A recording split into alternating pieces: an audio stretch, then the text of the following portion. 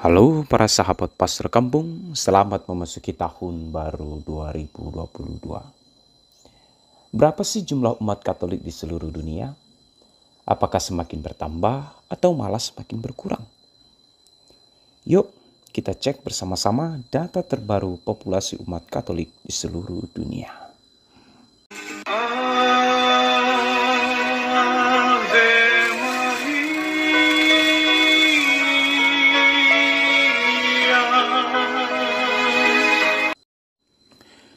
Jumlah umat Katolik di seluruh dunia meningkat hampir 16 juta dalam setahun menjadi 1,33 miliar.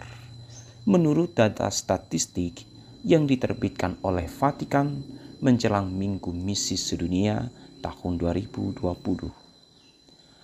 Angka-angka yang dibagikan oleh Fides News Service pada 16 Oktober ini menunjukkan bahwa ada 15.716.000 umat Katolik, lebih banyak pada akhir tahun 2018, tahun terakhir di mana jumlahnya dihitung dibandingkan dengan tahun 2017.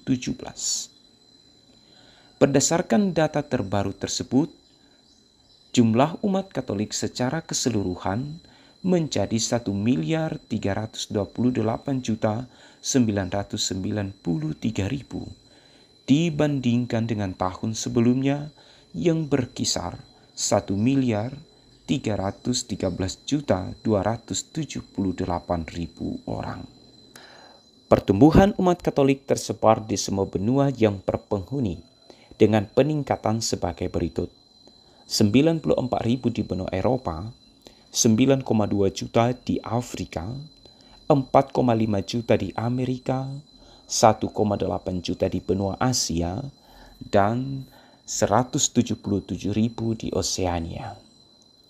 Secara khusus di benua Eropa, berdasarkan data terbaru ini menunjukkan bahwa ini merupakan tahun ketiga berturut-turut jumlah umat Katolik di Eropa meningkat. Namun populasi umat Katolik di dunia tidak berubah dalam angka 17,73%, yang berarti jumlah umat Katolik meningkat sejalan dengan pertumbuhan populasi global yang lebih luas. Jumlah populasi manusia di dunia sekarang ini berjumlah 7,8 miliar.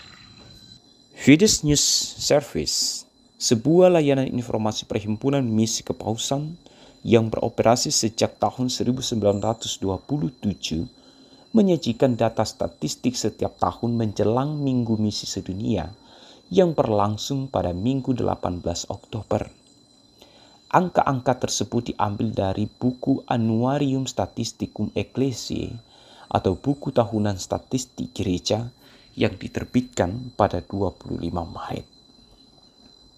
Angka-angka tersebut di atas menunjukkan bahwa jumlah imam di seluruh dunia turun pada tahun 2018 menjadi 414.065 orang, dengan mencatat penurunan terbesar diikuti oleh benua Amerika.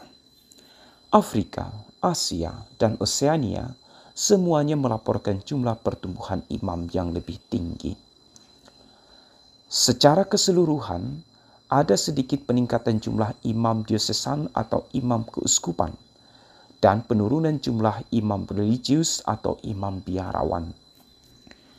Jumlah umat Katolik per imam sedikit meningkat dengan rata-rata global 3.210.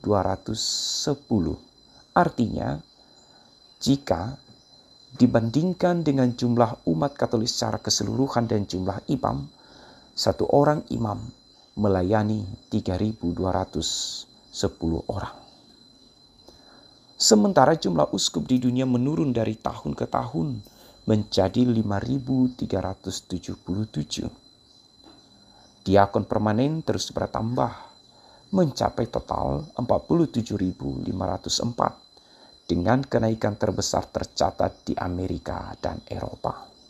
Selain data-data tentang para imam, uskup, dan diakon permanen, ditampilkan juga jumlah kaum religius laki-laki dan perempuan. Jumlah kaum religius laki-laki sedikit menurun menjadi 50.941.